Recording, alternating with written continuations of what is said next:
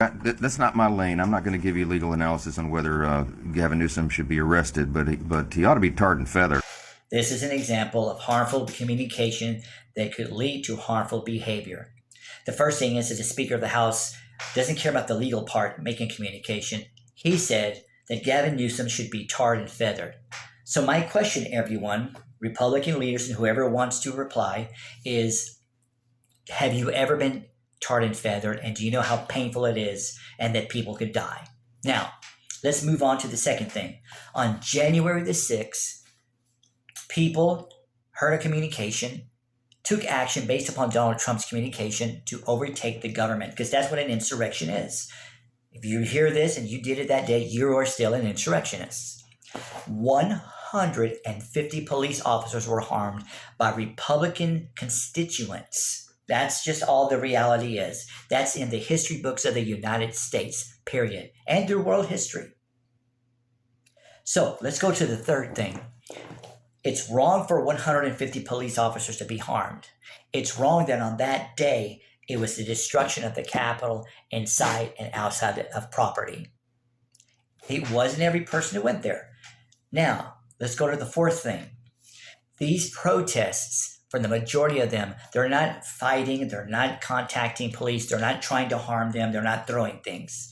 It's a small group. Are they wrong? Yes. Are they protesting for the right reason? Yes. Do they have a right to protest against immigration practices by the government? Yes. The First Amendment is why. And number 5, as Republican leadership and whomever else this applies to, if you want to claim when you do something that the First Amendment applies to you, then when something happens and the Democrats or individuals or others want to likewise use the First Amendment, it works both ways. It's not just for you. I understand, number 6, that there's a lot of individuals on here that are content creators, and you want to take a small snippet of individuals that were just walking towards the U.S. Capitol, while there's so much video showing that there was utter chaos. And it's just, like I said, 150 police officers were harmed because of Republican leadership and Republican constituents.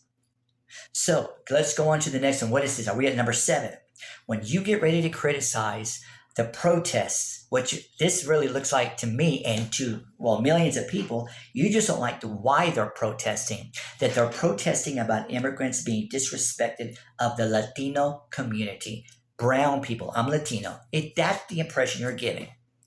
You want to say, hey, they have a right to protest, and we feel that they should use the American flag when they protest instead of the Mexican or other flags.